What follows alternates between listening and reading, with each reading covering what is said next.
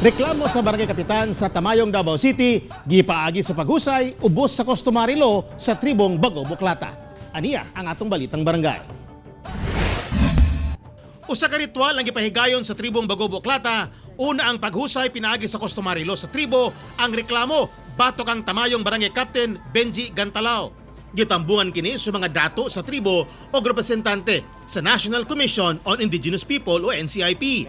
Gireklamo sa Kapitan Gantalao sa pipila ka mga lumad nga gipangdakop panahon sa enhanced community quarantine ang syudad kay wala naka-face mask bisan naasulod sa ilang balay.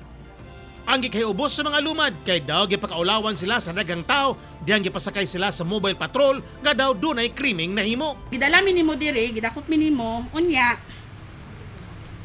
Nga naman mi sa sulod sa balay, wala mi nagmas pero namin sa sulod sa balay. Kumusta naman si Joy? Nakagawas daw, so meaning ang hunahuna gyud sa tao ato nangakulong mi na may mga penalties. Lakip sa nahiubos, mao si Bago Buklata Tribal Chieftain Kokoy Bitel nga gipakaulawan kuno ni Kapitan Gantalao at tubangan sa daghang tao. Butang nga gikasilo sa mga katribo niini. Kasabaan ko niya at tubangan sa daghang tao.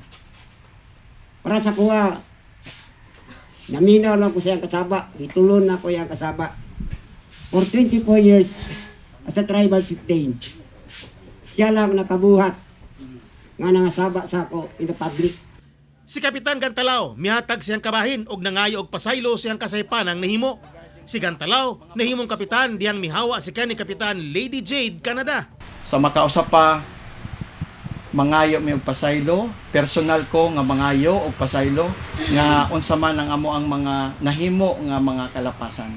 Sa obserbasyon sa NCIP, nasayop si Kapitan Gantalao sa pagpatuman sa balaod. Kaysa imong paghatag sa iyaha og ingato nga higayon nga pagpangasaba sa tubangan sa iyahang mga membro, dili lang iyahang pagkatao ang nasilo, ang kinatibuk ang klata actually. Sa katapusan, gipasaylo gihapon sa mga reklamo ug sa kinatibuk ang tribo sa Kapitan Gantalao pinagi sa paghatag og agong ug kwarta silbing multa. Kauban si Jojo Solarte sa kamera. Ako si Teco Campo para sa One Mindanao.